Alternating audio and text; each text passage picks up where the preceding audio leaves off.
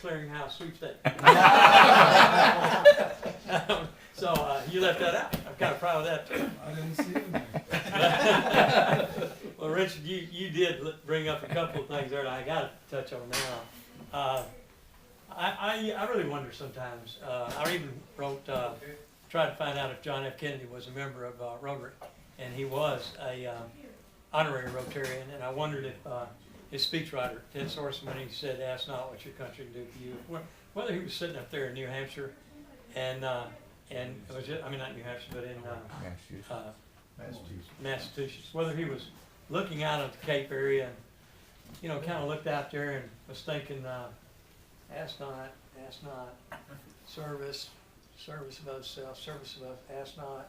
If the two didn't really somehow, if that service above self didn't lead to that sentence. And so I actually called up there and tried to talk to a librarian that was the head of his museum and asked if there was any parallel to it. But I have to admit that the highlight of my, if you have 4 quarters to your life, the highlight of my first quarter was really going to Africa and being in the Peace Corps and being stimulated by so many wonderful people and being educated at Harvard and going, learning the language and all that stuff up there. That was really a lot of fun. And then I start looking at Rotary, and it's the same thing. I mean, it's the same thing. Service above self. There aren't any differences. And tonight, Rich, I really appreciate you inviting me. Thank you very much. I've already had fun. I hope I don't let it down any, because just listening to everybody and being around you and the members of this club, I mean, what more could you want? I mean, that's the essence of Rotary. You've already seen it.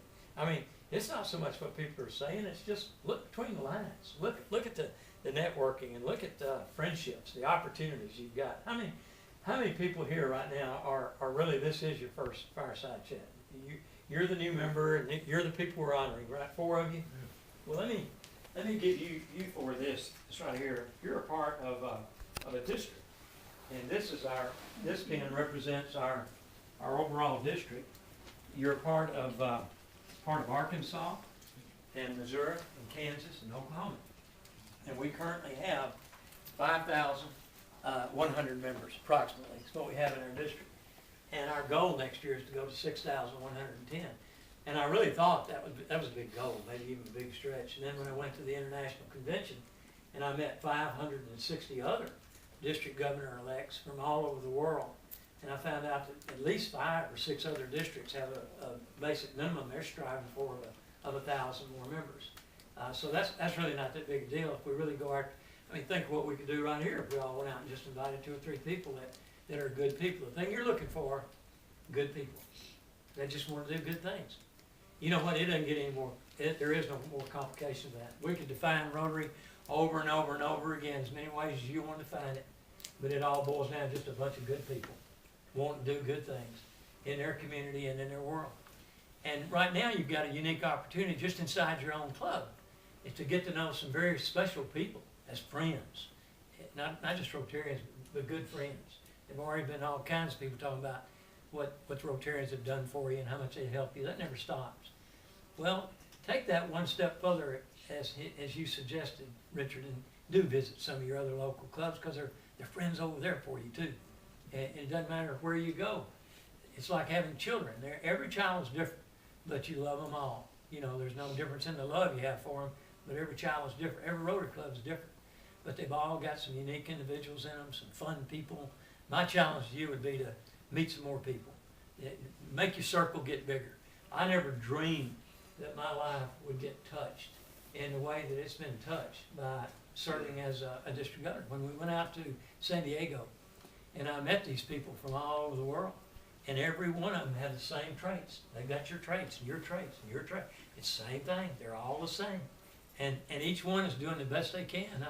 Right after the fire occurred in Australia, I called. Had to be a banker out there and asked him if any of his family was involved, just recently about that.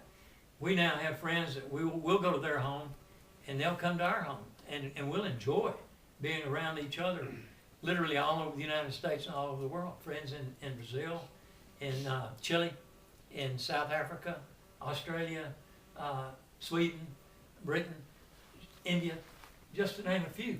An example of the India person that I want to describe to you is a guy came up to me and he said, "I'd like to have a meal with you and your wife." breakfast or lunch or dinner, whatever you want at this convention.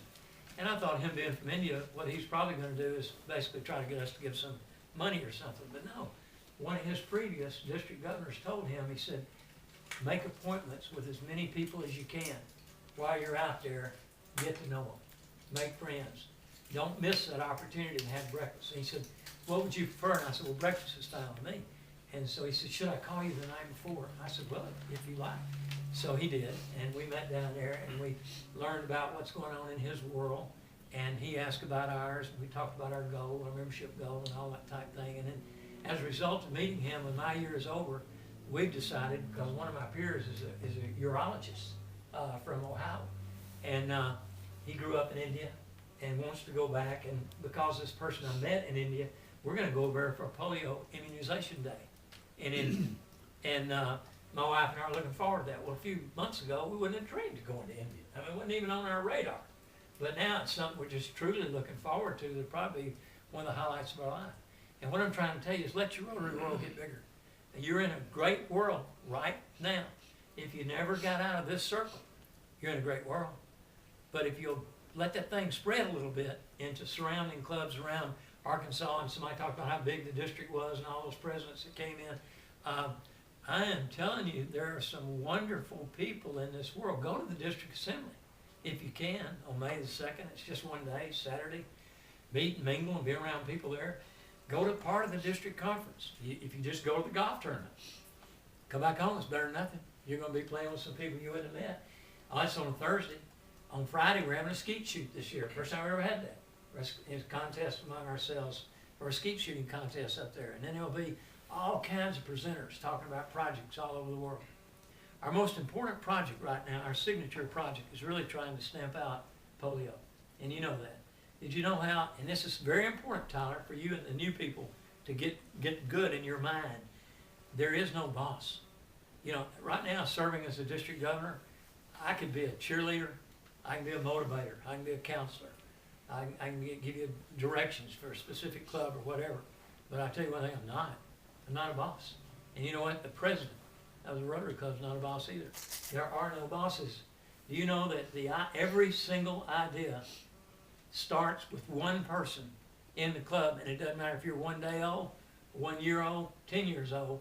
If you got an idea you want to implement in your club, there's no one to stop you. All you do is get that board to say yes. And if they say yeah, if you get a group of, and they don't even have to say yes. You get 2 or 3 people that want to help you with that project, it takes off. Guess how who started polio, to try to wipe out polio? One man. You know where he's from? Yep. Where? Harrison. That's right up in the mountain home, Harrison. Harrison. Ben Salzman I said, met that man. that's what we want to take on polio. He had that project back in the 80s. Today, if you think of the word pain, P-A-I-N, Pakistan, Afghanistan, India, Nigeria. Those are the only 4 countries where polio still exists.